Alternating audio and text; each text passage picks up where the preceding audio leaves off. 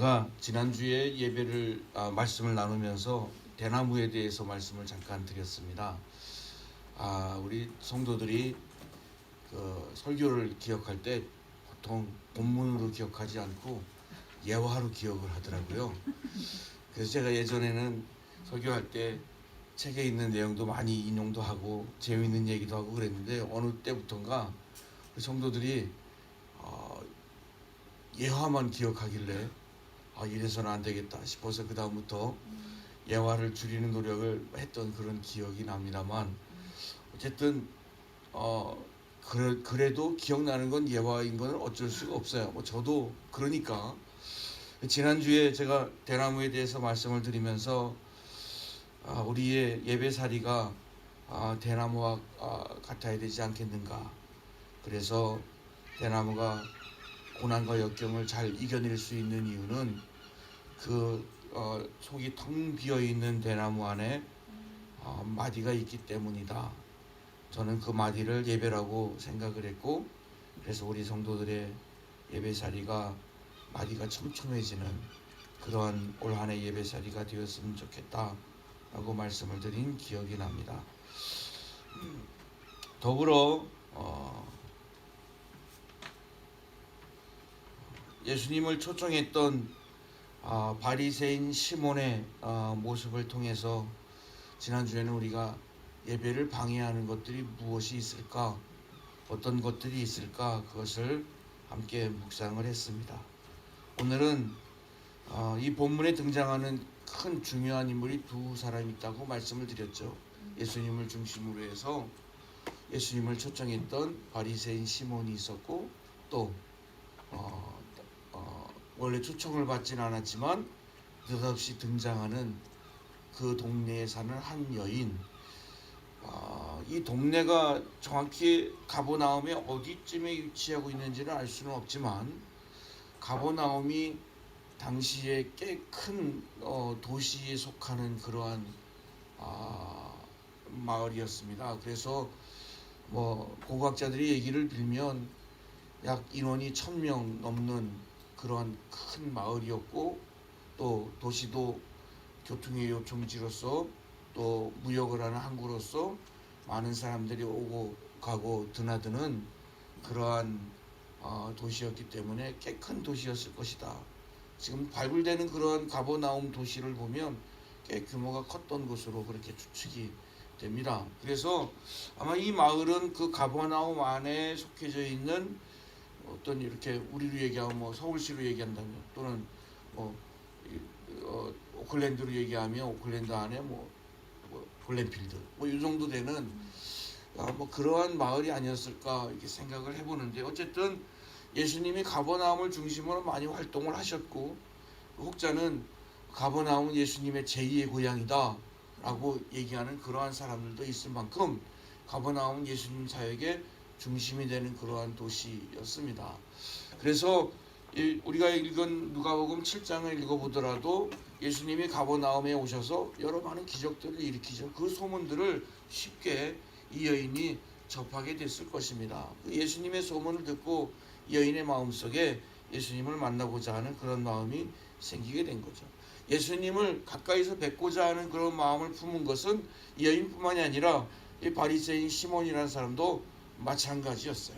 그래서 예수님을 초청했던 것 아니겠습니까?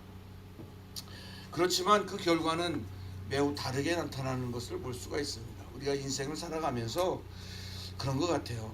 많이 살지는 못했지만 우리가 예상했던 결과를 얻는 것보다 예상하지 못한 결과를 얻는 것이, 그것이 더 짜릿하고 또 기억에도 오래 남고 또 내 삶에 훨씬 더 유익한 그러한 결과를 가져오는 경우가 참 많더라고요. 그래서 우리가 교회에 올 때도 그러한 설레임, 그러한 기대를 갖고 교회를 오는 거 아니겠습니까? 오늘도 그러한 시간이 되기를 간절히 소망해 봅니다. 오늘 우리가 예배 사이를 위해서 우리가 마음에 새겨야 할 것들이 무엇이 있는지, 그래서 오늘 한번 두 번째 또 마지막으로 나눠보고자 하는데요. 지난주에 인물이 바리새인 시몬이었다고 한다면 오늘은 향유를 부은 여인임을 우리가 말씀에서 볼 수가 있습니다.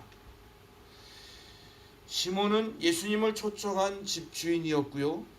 그리고 이 여인은 불청객이었죠. 초청을 못 받은 사람이었고, 시몬은 당당하게 바리새인 시몬이라고 이름을 밝힐 수 있는 그러한 사람이었다고 한다면, 이 여인은 이름도 밝힐 수 없는, 물론 성경에 이 사실 누가가 원래 그 직업이 의사였기 때문에 누가복음을 보면 다른 복음서에 비해서 상당히 구체적이고, 원래 수술을 하고 치료를 하던 사람이라 상당히 구체적으로 쓰는 그러한 습관들이 많이 보이는 것을 알 수가 있는데요. 그럼에도 불구하고 시몬의 이름을 이렇게 기명을 했지만 이 여인의 이름은 여기에 기록하지 않았습니다. 아마 그것은 그 여인이 자기의 이름을 떳떳하게 밝힐 수 없는 그러한 신분, 그러한 처지였기 때문이라고 볼 수가 있는데요. 어쨌든 시몬하고 비교를 하면 이 여인은 상당히 모든 면에서 입장이나 처지나 뭐 신분이나 이런 걸 따지고 볼 때 모든 면에서 비교할 수 없는 그러한 대상이라고 볼 수가 있습니다.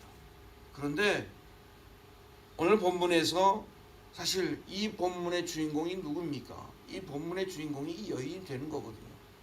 조건으로 따지면 바리새인 시몬이 돼야 되는데, 집주인이고 또 바리새인이고 또 초청한 사람이기도 하고, 그리고 그 마을의 지명도를 놓고 보더라도 시몬이 돼야 되는데, 그런데 오늘 본문의 주인공은, 실제의 주인공은 이 여인이 되는 것을 볼 수가 있습니다. 여러분, 우리가 예배를 드릴 때에 어떤 예배 드릴 수 있는 환경도 중요하고, 또 위치도 중요하고, 다 중요하고, 그리고 하지만 오히려 그런 것들이 우리에게 있어서 방해거리가 될 수도 있다라고 하는 것을 우리는 늘 기억해야 됩니다. 꼭 그것만이 좋은 게 아니에요. 물론 이렇게 더운 날 에어컨이 잘 들어와서 막 시원하고 너무 시원해서 졸고 싶어도 졸 수 없는 그러한 아주 쾌적한 환경이 된다면 그것도 나쁘지는 않지만, 그렇지만 그런 좋은 조건과 어떤 과거 얘기를 하면 요즘은 꼰대라고 그러고 또 라떼라고 그러고 그렇게 비웃음의 대상이 되긴 하지만, 어쨌든 그건 분명한 사실이니까 더 열악하고 힘든 환경 속에서 예배드리는 사람들 지금도 많이 있잖아요. 지금도 중국 같은 곳에서 가정교회에서 섬기는 사람들, 또 혹은 예배드릴 수 없는 힘들고 어려운 형편, 심지어는 목숨을 내놓고 예배를 드려야 되는 그러한 형편들, 과거의 오랜 기록을 놓고 보면 카타콤이라고 하는 그러한 지하 묘지에서 예배를 드렸던 사람들의 이야기, 이런 걸 놓고 보면, 물론 환경이 좋으면 신앙이 별로고 환경이 나쁘면 신앙이 무조건 좋다라고 그렇게 이분법적으로 우리가 구분을 지을 수는 없지만, 일반적으로 통상적으로 놓고 볼 때에 좋은 환경과 조건보다는 어려운 환경과 어려운 조건 속에서 더 훌륭하고 귀한 신앙을 키워갔던 그러한 성도들, 그리고 지금도 그렇게 살아가는 성도들의 모습을 우리가 보게 된다고 한다면, 오히려 좋은 조건들이 우리의 신앙을 방해하는 것은 아닌가, 이런 생각들을 다시 한번 해보게 됩니다. 반면에 오늘 말씀에 등장하는 이 여인은 모든 방해물을 극복하고 예수님께 나와왔습니다. 그녀는 오늘 말씀을 보더라도 그 자리에 초청을 받을 만한 자격도 되지 못했고, 또 초청을 받은 대상도 아니었습니다.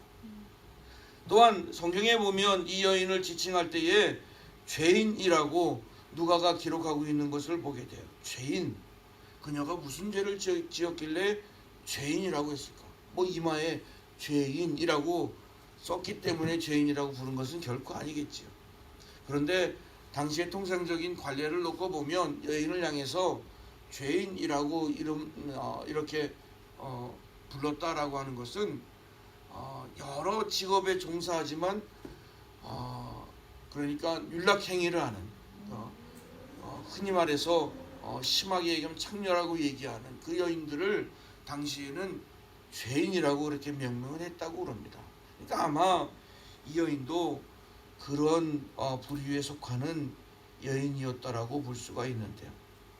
그런데 여기 보면 그래서 죄인이라고 언급되는 이 여인, 그렇기 때문에 윤리적으로나 종교적으로나 부정하다라고 여겨지는 사람이기 때문에, 존재이기 때문에 그 자리에 나올 수 있는 그러한 사람이 아니었습니다.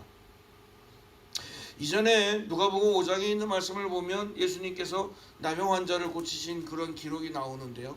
그 기록은 마태복음에도 나오고 마가복음에도 등장하는 것을 볼 수가 있습니다. 예수님이 마을 안에 있는데 나병 환자가 예수님께 나와요. 그리고 예수님 발 앞에 엎드려서 나 좀 고쳐달라고 이야기를 합니다. 여러분, 그 광경은 굉장히 놀라운 사건이었습니다. 왜냐하면 당시에 나병이 걸렸다, 성경에 보면 그 나병 환자가 온몸에 나병이 퍼져 있다라고 기록하고 있거든요. 그렇다고 한다면 그 사람은 이미 사람들에게 공개적으로 나병 환자라고 그렇게 알려진 사람이에요. 당시에 나병이 그렇게 온몸에 나고, 그리고 나병 환자라고 이렇게 낙인이 찍히면 나병 환자는 동네 안에 머무를 수가 없었습니다. 쫓겨갔어요. 그래서 자기들끼리 머무는 곳에서, 그러한 그러한 한적한 곳에서, 외딴 곳에서 목숨만 겨우 연명하는 그러한 존재들이었어요.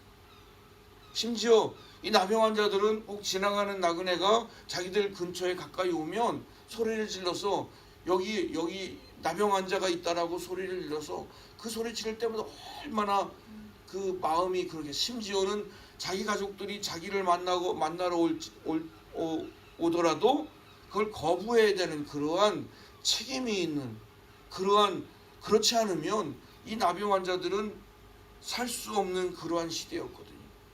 만약 그 나병 환자가 나병이 치유되지 않았음에도 불구하고 성경에 있는 것처럼 제사장에 가서 보여가지고 당신이 이제 나병 환자 아닙니다, 그렇게 라이센스를 서티피케이트를 받아야, 그래야 사람들에게 접근할 수 있는 그러한 시대였는데, 여전히 나병 환자임에도 불구하고 누가 보더라도 나병 환자임이 분명한 사람인데 그 사람이 마을 안으로 들어와서 예수님 곁까지 가까이 왔다. 이것은 목숨을 거는 행동이었다라고 하는 거죠. 만약에 예수님께 왔는데 예수님을 못 만났다거나, 아니면 예수님이 너 누구냐 그랬다고 한다면 사람들은 달려들어서 이 사람에게 돌 던져가지고 죽여버렸을 거예요. 그러니까 목숨을 건 행동이라는 거예요. 대단히 용기를 내지 않으면 불가능한 행동이었다라고 하는, 선택이었다고 하는 것을 우리는 성경을 통해서 알 수가 있는데, 이 여인은요, 그 나병 환자처럼 동네를 이렇게 다닐 수 없는 그러한 처지는 아니었습니다만, 그러나 그 여인이 그 동네에서 어떠한 신분, 어떠한 처지라고 하는 것을 온 동네 사람들이 다 알기 때문에 그러한 입장에서 바리새인의 집에 들어간다, 사람들이 많이 모여있는 곳에 그 사람들을 비집고 간다, 이거는 굉장히 용기가 필요한 행동이었다라고 하는 거죠. 그런데 제가 오늘 본문을 예배와 연결해서 여러분과 함께 나눈다고 했는데요, 그 여인의 그러한 행동을 이렇게 보면서, 야, 그렇구나, 예배라고 하는 것은 이러한 간절함으로 하는 거구나. 내가 거기 갔다가 사람들한테 무슨 봉변을 당하고 무슨 모욕을 당하고 무슨 수치를 당할런지 너무나 뻔한 일이지만, 그러나 예수님을 너무너무 만나고 싶은 거죠. 예수님한테 너무너무 가고 싶은 거죠. 그래서 그 여인은 예수님께로 나아갔다라고 하는 것입니다. 사실 이러한 간절함이 우리에게 있어야 하죠. 우리가 예배 드리려고 하면 여러 가지 많은 방해거리, 여러 가지 많은 걸림돌들이 있습니다. 오늘 우리가 여러분들이 오늘 예배에 나온 것 그냥 저절로 나온 것 같지만 아닙니다. 여러분이 얼마나 많은 그 장애물들을 극복하고 여기 나온지 모릅니다. 제가 예전에 좀 부끄러운 얘기지만 그 어느 저 교인이 저한테 와서 막 풀명을 하더라고요. 그래서 아니 왜 그러세요? 그랬더니 목사님 제가 오늘 내가 얼마나 힘들게 여기 나왔는지 아십니까?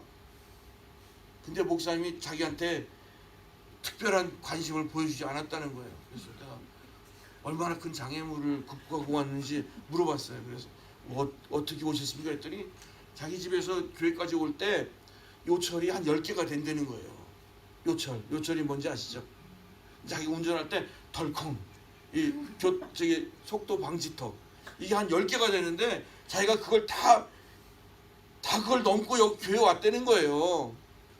이게 거짓말 같이 진짜입니다.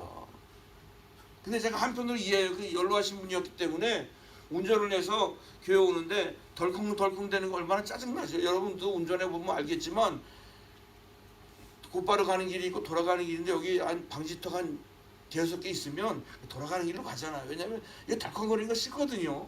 근데 이분이 이 덜컹거리는 거 10개를 극복하고 교회에 오신 거예요. 근데 제가 그걸 잘 몰라줬으니 얼마나 섭섭하셨겠어요. 근데 우리가 제가 농담처럼 말씀을 드렸지만 우리가 곰곰이 생각해보면 오늘날 우리가 교회 나오는데 수많은 장애물이 있어요. 아마 여러분들도 오늘 교회 나오는데 한 10개 정도 장애물이 있었을 거예요. 오늘따라 이렇게 신호가 이래 그런 장애물도 있고 또 어떤 때는 갑자기 공사를 해가지고 길이 막혀가지고 아이 돌아갈까 이런 생각도 있고 그리고 막 갑자기 싸나운 운전자가 내 앞에 들어와가지고 막 화가 나가지고 아 오늘 이상의 느낌이 불길해 그래서 돌아가고 싶은 그런 마음이 들 수도 있고 뭐 아무튼 여러 가지 장애물이 있단 말이에요. 여러분들이 믿음이 좋고 신앙이 좋아서 그런 거 별로 인지하지 않기 때문에 무시하기 때문에 잘 모르지만 아마 오늘도 여러분이 한 10가지 정도 장애물을 극복하고 여기 나오셨다는 말씀이죠.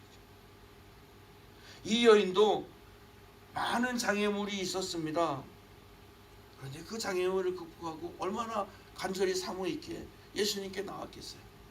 여러분 우리가 예배를 드린다고 하는 게 그런 거예요.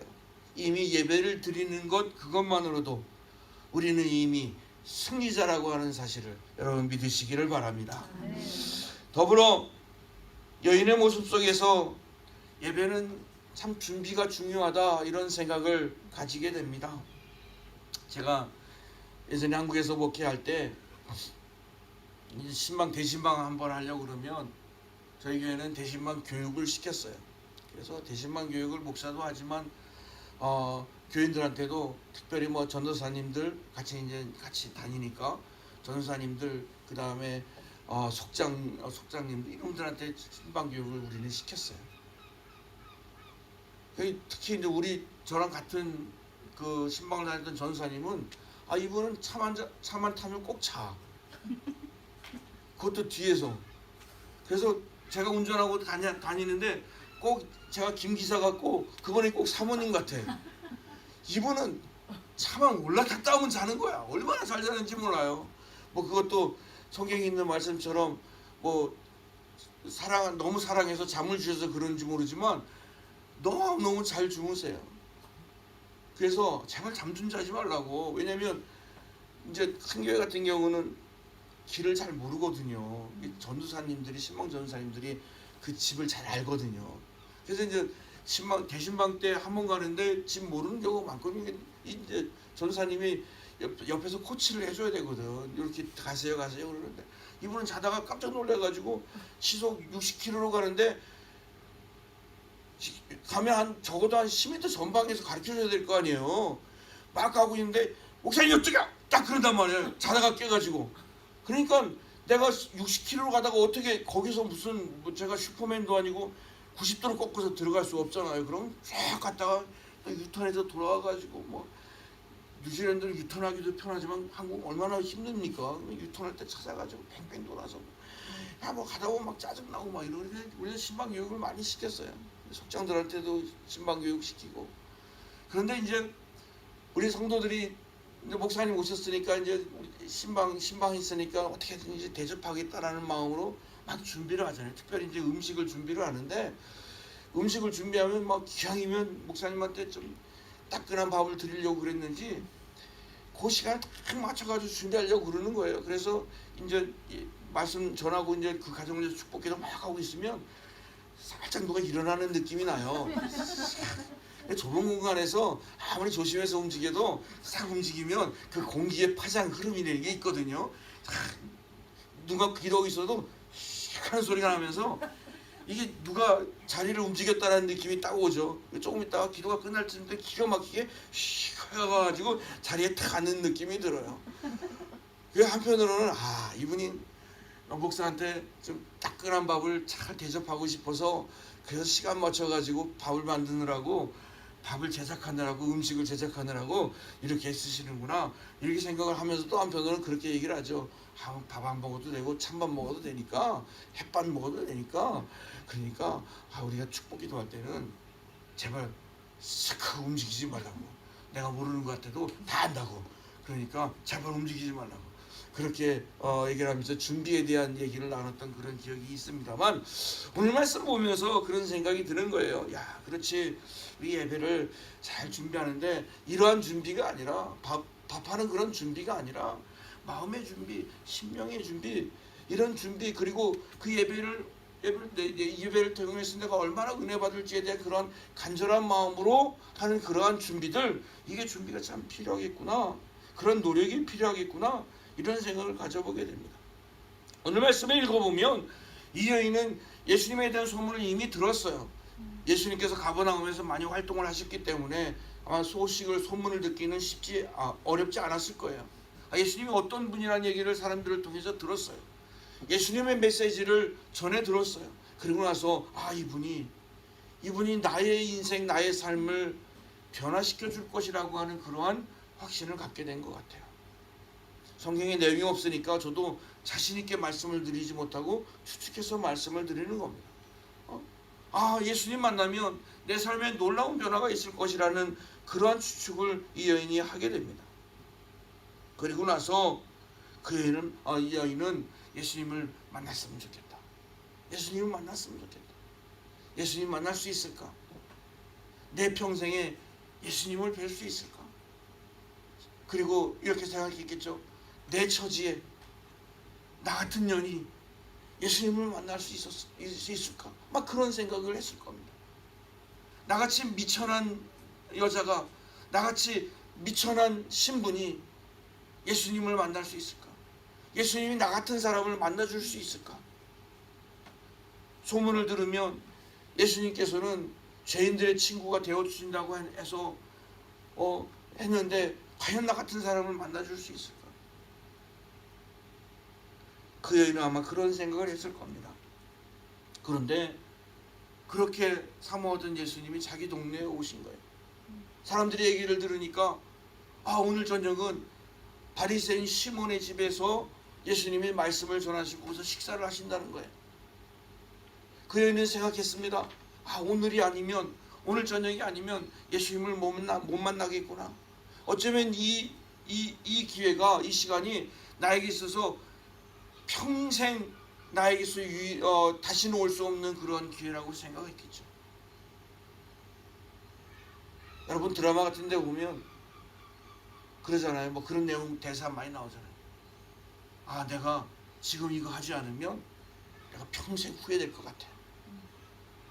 그러면서 막 남자는 여자에게로, 여자는 남자에게로 달려가지 않습니까? 내가 지금 고백하지 않으면 평생 후회될 것 같아. 드라마니까 그래서 막 연결되곤 하지만 그렇게 갔다가 평생 후회하는 사람 참 많아요. 그런데 내가 왜 그때 고백을 했을까? 내가 고백하지 않았다면 다른 남자 만날 수 있었을 텐데, 뭐 이런 생각하는, 여기는 없겠지만 그런 사람이 있단 말이죠. 근데 어쨌든 예수님이 오신다는 얘기를 이 여인이 들었어요.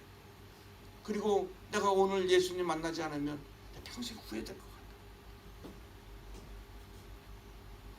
그래서 예수님한테 갈 생각을 합니다. 근데 예수님한테 갈 생각하니까 무슨 생각이 퍼뜩 들겠어요? 야, 이거 쉽지 않겠다. 쉽지 않겠다. 우리는 대부분의, 저도 그렇고, 뭔 일을 하려고 그러면 긍정적인 것보다 부정적인 거 생각하잖아요. 그죠? 그래서 교회에서 뭐 하려고 그러면, 우리 뭐 합시다 그러면 대부분 나오는 얘기가, 목사님 그거 이래서 안 될 것 같은데요, 목사님 그거 이래서 힘들 것 같은데요, 이런 얘기 먼저 나오잖아요. 우리 본성이 그래요. 누가 그런 얘기한다고 저분은 되게 부정적이야, 그렇게 생각하지 마시고, 그 염려하는 사람, 걱정하는 사람도 있어야 돼요. 어쨌든 이 여인도 그런 생각이 먼저 들었을 거예요. 이거 쉽지 않겠다. 사람들이 뭐라 그럴까? 누가 보더라도 그 동네에서 알려진 여인이었고, 또 사람 알지 못하더라도 그 여인의 옷차림이나 이런 것만 봐도 저 여인, 저 여자는 좀 그래. 왜냐면 옛날에는 옷차림 봐도, 요즘은 옷차림이 다 비슷비슷하지만 옛날에는 옷차림만 봐도 그 여자의 직업이나 신분이 다 나타나거든요. 저 여자 좀 노는 여자야. 그러니까 이걸 본인도 너무너무 잘 안다는 거죠. 그러니까 이게 모든 게 장애물인 거예요.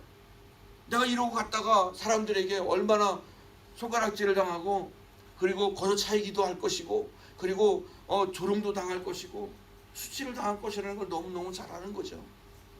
그런데도 예수님 만나고 싶은 거예요. 예수님 만나고 싶어요. 그래서 이 여인이 준비를 했어요.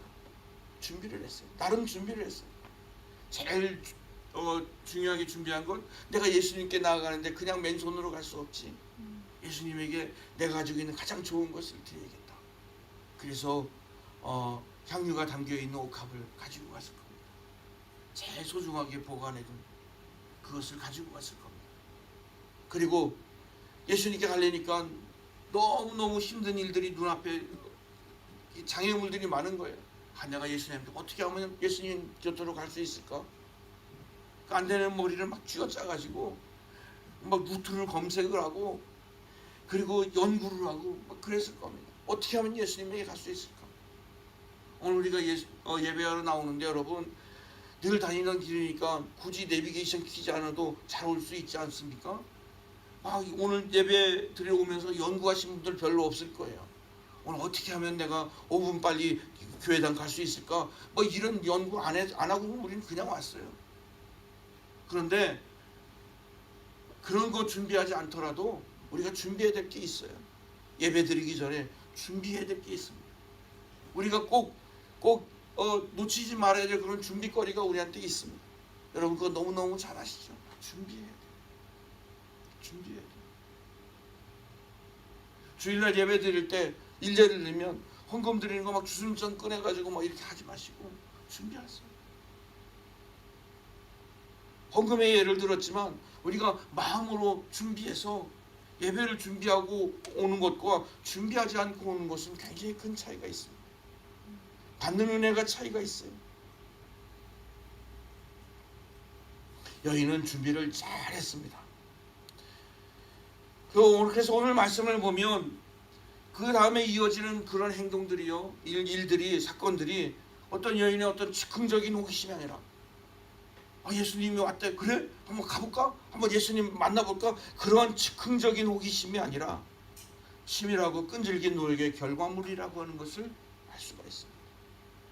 이 예배는 노력이에요. 노력하셔야 돼요.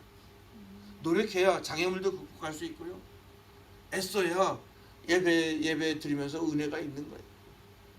제가 말씀을 준비하고 제목을 정하면서 예배살이라고 그랬어요. 올 한 해 여러분의 예배살이. 저는 설교하면서 우리 성도들한테 그런 얘기 많이 하는데요. 성경을, 본문을 목사님이 주시면, 물론 신학적인 교리적인 그러한 본문들도 있지만, 오늘 말씀처럼 어떤 상황을 그리고 있는 스토리가 담겨져 있는 그러한 본문들도 있습니다. 많이 여러 번 읽어보시기 바랍니다. 예배 전에도 읽어보시고, 예배 끝나고 집에 가서 한번 여러 번 읽어보세요. 여러분 읽어보시고 묵상하시면요, 목사님이 설교한 것 그 이상으로 받는 은혜가 분명히 있어요. 놀라운 은혜가 있어요.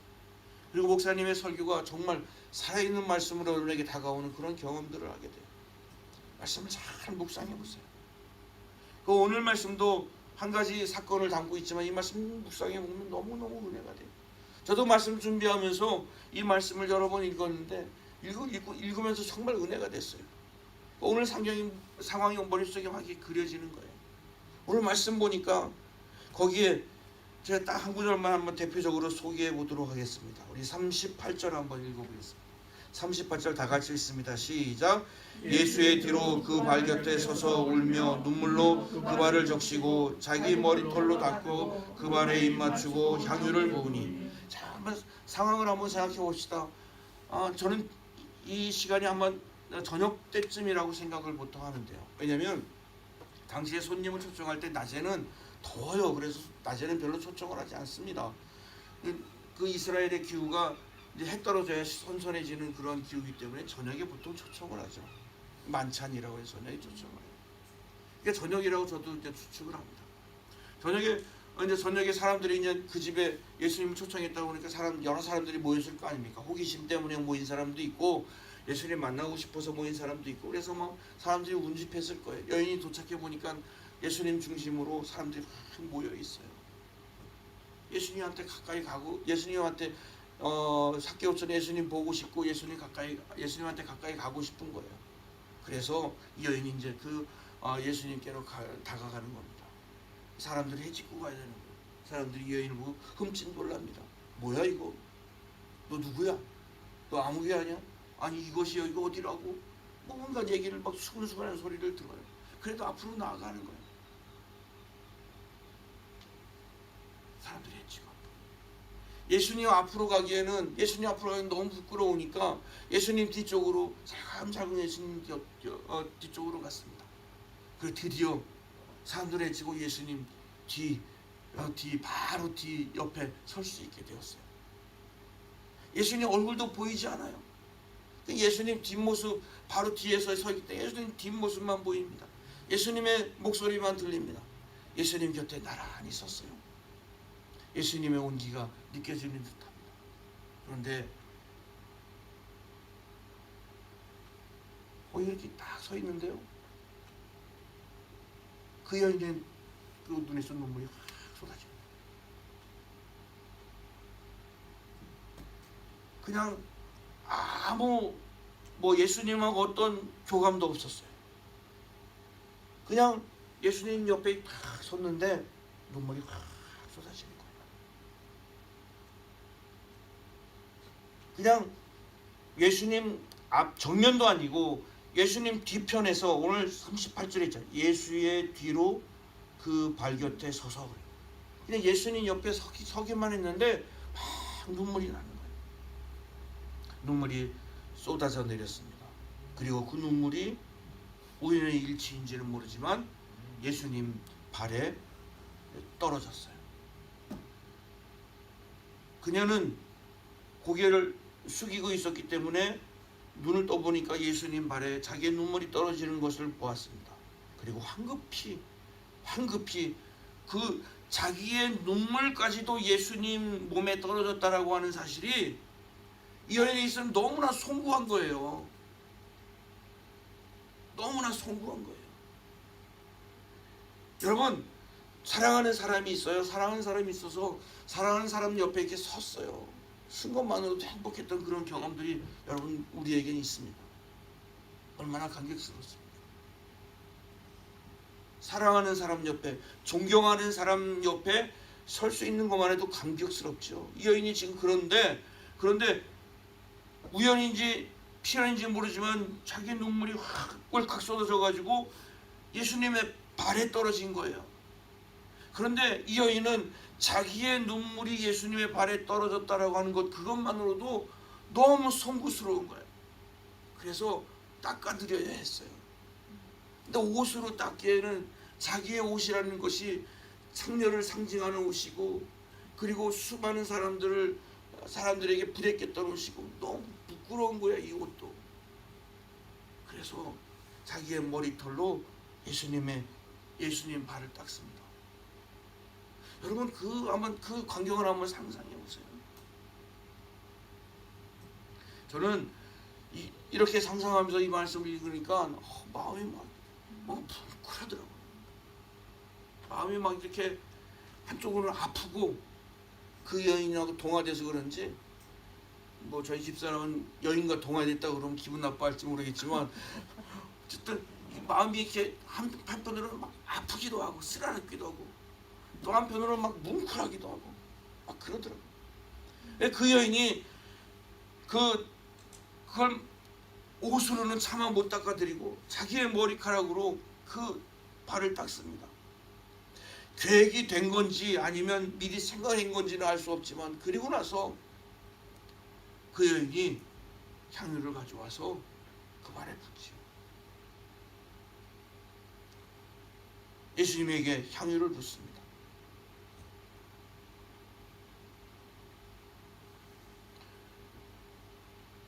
그것이 우발적인 행동이었는지는 알 수 없지만 저는 그 광경을 생각하니까 너무너무 마음이 이상해지더라고요. 여인의 모습에서 우리는 그녀가 자기 자신을 어떻게 인지하고 있는지 알 수가 있습니다.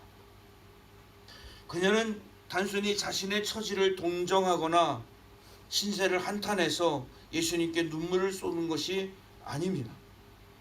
이는 중심을 보시는 예수님께서 하신 말씀 속에서 우리가 찾아볼 수가 있습니다. 볼까요? 47절, 48절 한번 다 같이 읽겠습니다. 시작. 이러므로 내가 네게 말하노니 그의 많은 죄가 사하여졌도다. 이는 그의 사랑함이 많음이라. 사함을 받은 일이 적은 자는 적게 사랑하느니라. 이에 여자에게 이르시되 내 죄 사함을 받았느니라 하시니. 그렇죠. 그녀가 눈물을 흘린 것은 자기의 처지를 분명하게 인지하고 있었던 거죠. 그녀는 진심으로 자신의 죄를 회개하고 있었던 것입니다. 우리가 예배할 때에 무엇보다도 중요한 것은 상한 심령입니다. 즉 회개하는 마음입니다. 내가 죄인임을 알고 그 죄를 고백할 때에 온전한 예배가 드려지는 것입니다. 본문에서 예수님께서 비유로 말씀하시는 내용이 나오죠. 500데나리온 빚진 사람하고 50데나리온 빚진 사람 이야기를 예수님이 들려주십니다. 그거 들으면서 혹은 이렇게 생각할 수 있어요. 야, 역시 은혜가 많으려면 죄를 많이 져야 돼. 웬만한 죄 갖고는 그 은혜가 별로 없어. 이렇게 생각한다면 그거 착각하고 오해하는 것입니다. 오늘의 비유는 그런 내용이 아닙니다. 오늘의 비유는 스스로를 의롭다고 여기고 교만하면 아무런 은혜도 없다라는 뜻입니다. 예배를 드림에 있어서 형식적인 마음은 시간 낭비에 불과하다는 것을 예수님은 시몬에게 말씀하고 있는 것입니다. 본문 50절은 오늘의 사건을 예수님께서 결론 짓는 것으로 알 수가 있습니다. 우리 50절 마지막 절 한번 다 같이 한번 읽겠습니다. 시작. 예수께서 여자에게 이르시되 내 믿음이 너를 구원하였으니 평안히 가라 하시니라. 다시 한번 읽습니다. 예수께서 여자에게 이르시되 내 믿음이 너를 구원하였으니 평안히 가라 하시니라. 아멘. 예배란 믿음으로 나와서 평안히 돌아가는 것입니다. 그것이 예수님이 저와 여러분들에게 오늘 예배에 대해서 결론 짓는 말씀이라고 저는 믿습니다. 언젠가 주일 저녁에 누가 만나자고 해서 맥도날드에 간 적이 있었어요. 맥도날드 이렇게 카페에 이렇게 앉아가지고 이렇게 앉아 있는데 거기에 여러 그룹들이 있더라고요. 그런데 그 많은 그룹들 중에 대다수가 한국 분들이었어요. 그리고 그 소란함 속에서도 그 사람들의 이야기가 막 들리더라고요. 제가 듣고 싶어서 막 이런 거 아니라, 여러분 우리가 영어권 사회에 살다 보니까 한국말이 얼마나 쏙쏙 잘 들어오는지 몰라요. 그죠? 한국말은요, 마치 어머니가 자기 아이가 땡 하고 울으면 100m 거리에서도, 실제 100m인지 모르겠지만 먼 거리에서도 자기 아이의 울음소리를 탁 캐치하는 것처럼 그런 촉감이 점점 발달하더라고요. 한국말이 기가 막히게 잘 들려요. 그날도 그랬던 것 같아요. 사람들의 한국말이 막 들려오기 시작을 했어요. 그런데 그 사람들의 대부분이 또 교인들이었고, 왜 호칭이 집사님 권사님 그랬으니까. 그리고 그리고 내용 중에 대부분의 내용을 이렇게 들어보니까 별로 평안한 내용들이 아니었습니다. 그래서 생각했죠. 아, 이분들 예배를 잘 드리고 그리고 평안히 예수님이 집으로 돌아가라고 그랬는데 왜 집으로 안 돌아가고 맥도날드에 와서 평안하지 않음을 토로하고 있을까? 과연 이들이 예배를 온전히 드렸을까? 사랑하는 성도 여러분, 예배는 믿음으로 와서 평안히 돌아가는 것입니다. 우리의 예배살이가 그러한 예배살이가 되기를 주님의 이름으로 부탁을 드립니다. 예배가 끝나면 평안히 돌아가야 되는 거죠. 그러면 이렇게 얘기하는 분이 있을 겁니다. 목사님, 저도 평안히 돌아가고 싶어요. 그런데 그게 안 돼요. 여러분, 저는 그래서 오늘 말씀을 다시 한번 묵상했습니다. 아하, 평안히 돌아간다라고 하는 것은 어떤 것을 핑계대고 왜 나는 평안이 안 될까라고 핑계대고 돌아가는 것이 아니라 평안히 돌아가기 위해서 애쓰는 것이다. 오늘 말씀 속에서 제가 배운 진리입니다. 우리가 예배 드리고 여러분 평안히 돌아가야 됩니다. 그러면 평안히 안 돌아갈 수 없다고 설교자에게 혹은 교회 안의 성도 누군가에게 손가락질하면서 그래서 맥도날드로 가시렵니까? 아니죠. 평안히 돌아가기 위해서 애쓸 때의 평안함이 우리에게 있습니다. 어떻게 애써야 됩니까? 예배 끝나면 맥도날드로 갈 것이 아니라 정 혼자만의 시간이 필요하다고 한다면 하다못해 브라운스베이 바닷가를 가더라도 가서 말씀을 묵상하는 거예요. 오늘 해주신 말씀을 묵상하는 거예요. 오늘 내가 예배를 통해서 받은 은혜를 다시 한번 되새겨보는 겁니다.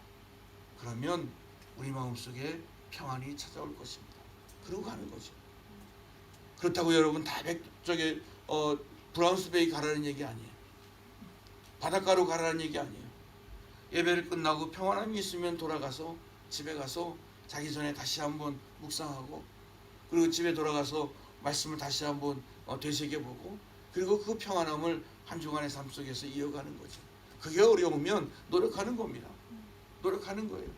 사람들과 불평하지 말고 어딘가 말씀을 묵상할 수 있는 장소를 찾거나 아니면 말씀을 묵상할 수 있는 시간을 스스로 마련하는 그러한 노력 열심히 우리에게 필요합니다. 그래야 우리는 평안히 돌아갈 수 있습니다. 말씀을 실천하기 위해서 나는 무엇을 해야 될지 결심하는 것, 그것이 온전한 예배살이의 자세입니다. 여인이 예수님을 만나기 위해서 얼마나 많은 희생과 노력이 있었는지 우리는 오늘의 말씀에서 배웠습니다. 그리고 그렇게 얻은 평안함을 그녀는 쉽게 버리지 않았을 것입니다. 성경에는 기록하고 있지 않지만 저는 분명히 믿기는 이 여인이 이렇게 평안히 돌아가라 예수님의 말씀을 듣고 집에 돌아가서 자기 자리로 돌아가서 이전에 살았던 삶을 그대로 살았을까? 아니라고 하는 거죠. 그녀의 삶은 달라졌을 것입니다. 그녀의 인생은 달라졌을 것입니다. 돈밖에 없었던 인생이었다고 한다면 돈이 아니라 예수님을 생각하는 그러한 삶으로 변했을 것이고 그리고 죄 짓는 인생이었다고 한다면 더 이상 죄 짓지 아니하기 위해서 싸우고 그리고 노력하는 그러한 삶으로 바뀌어졌을 것입니다. 그것이 바로 평안한 삶을 유지하기 위한 예배의 삶을 예배당이 아니라 예배당에서만 끝나는 것이 아니라 내 삶으로 이어가기 위한 그러한 노력의 일환으로서 그러한 그녀의 노력이었을 것입니다. 오늘 말씀에 있는 것처럼 내 믿음이 너를 구원하였으니 평안히 가라. 믿음 그리고 예배 그리고 평안이라고 하는 이 세 가지 요소는 결코 떨어져 있는 것들이 아닙니다. 예배 안에서 하나입니다. 생명체로 연결되어진 것입니다. 사랑하는 성도 여러분, 오늘 말씀 마음에 기억하시고 한 해 동안 예배살이 하는 가운데 나의 예배의 앞의 모양은 그리고 예배의 나의 모습은 그리고 예배 후에 나의 모습은 어떠할지 다시 한번 돌아보시면서 올 한 해 온전한 예배살이 하시는 성도들이 되시기를 주님의 이름으로 부탁을 드립니다.